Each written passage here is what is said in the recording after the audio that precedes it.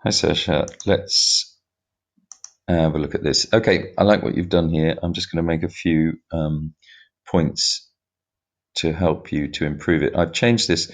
You need a capital C. The examiner or the moderator or the marker are going to want to see that you know to capitalize your titles, and it should be italicized as well. When we're typing and we're talking about the title of a film or a book or whatever it might be, you don't put it in quotation marks.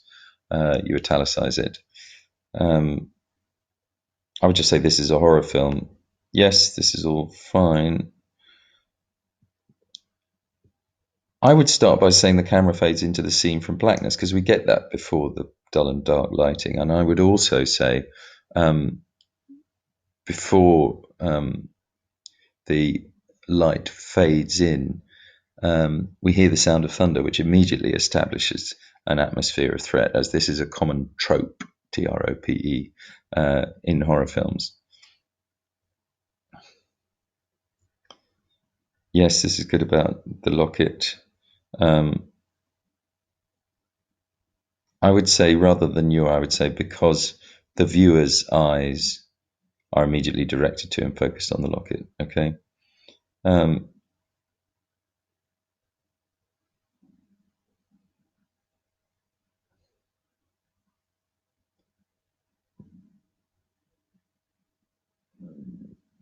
Yeah, that's fine. And here I would put at the end of the sequence, because that's when we see them coming up. Mise en scène has an E and it has hyphens in between it. Okay. Mise hyphen en hyphen scène.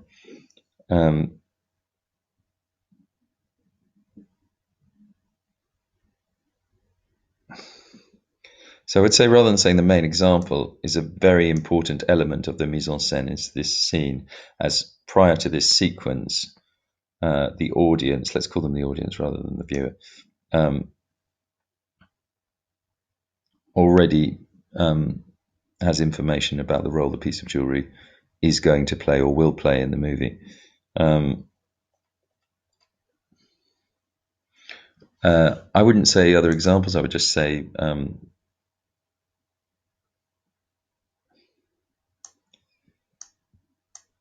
in close-ups. So the camera shows other objects on the bedside table. Very good on the ballerina.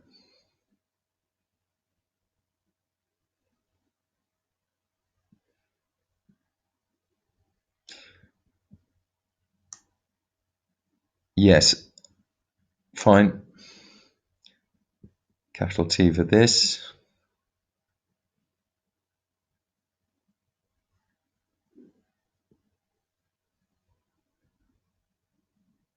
Yeah, so I think you're talking about, you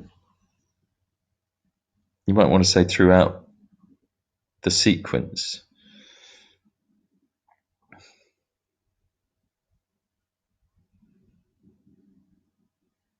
The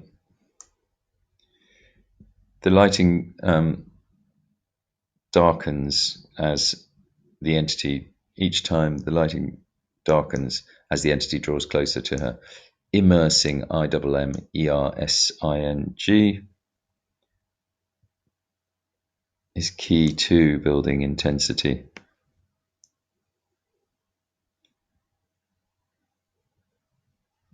Yeah. Yeah, I wonder if you could say something about this, how it builds anticipation. I mean, you put your finger on something there, which is absolutely right, that always with these sequences, the director draws the audience slowly towards the danger that they don't want to face. And I just wonder whether you could say something about this as a horror film convention, because I think it is, and I think you've spotted that.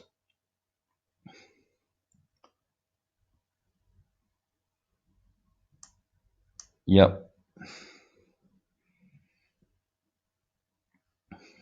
Good. That you should have got rid of with spell check. Like that. I don't think.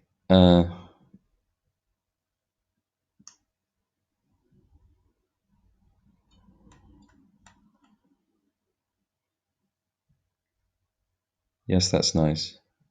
What about the cutaway to the old locket hanging on the chair? I think you should probably mention that there because it links out to what's going on in the room where the chair is, and you haven't referred to that.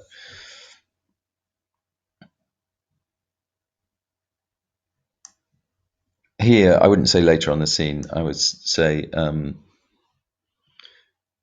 Judy leaves the room and begins to look for her parents, something like that.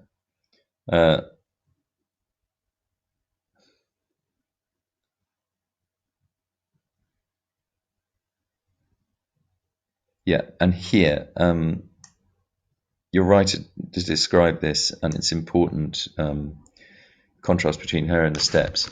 But there's a very key shot here that you should describe in a bit more detail, I think.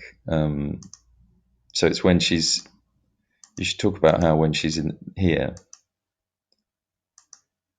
she's in the middle of the frame. She looks very, very isolated, with darkness surrounding the hallway, drawing the audience's attention. So we focus on her fragility, as you call it. So I think you should put a little bit of description into how this frame works, because that's what you're looking at, but you haven't actually described the framing and the composition of the shot there. It's a long shot. It's almost an extreme long shot. So we're a long way away from her. And again, that suggests to the audience or creates anxiety for the audience that they are helpless to help her. I mean, obviously we can't help her, but the director's trying to influence the audience to feel all sorts of things here. And I think that's one of them. Okay.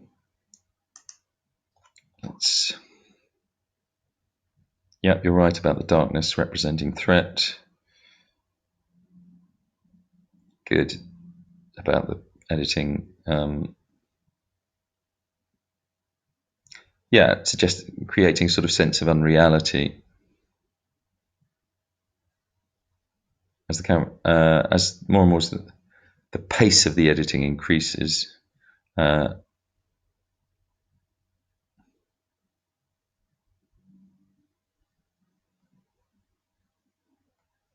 the zooms the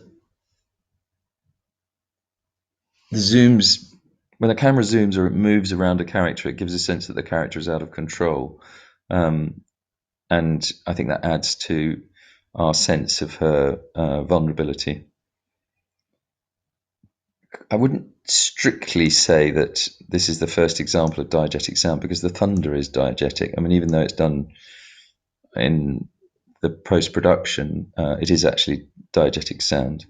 But it is a significant piece of sound because the sound environment she's in is very quiet at that point, I would say, rather than the time.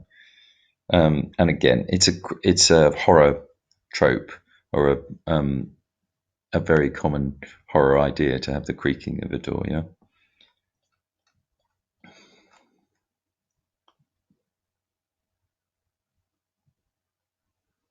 And same with the thunder. Really, it's a very sort of traditional piece of the horror director's armory. Yep, that's all good. I wouldn't say there isn't too much going on. I think you need to give a better description of that. This is just a little bit too informal. Now, I think there's a really important little sequence here which you should describe, and I will go into when I finish this little bit and we've got more than 26 people left. 26 seconds left. Let me say, make a more general point. I like what you're doing here. The writing is good, and you're following what the moderator is looking for, which is to make a point, to observe something, and then to unpack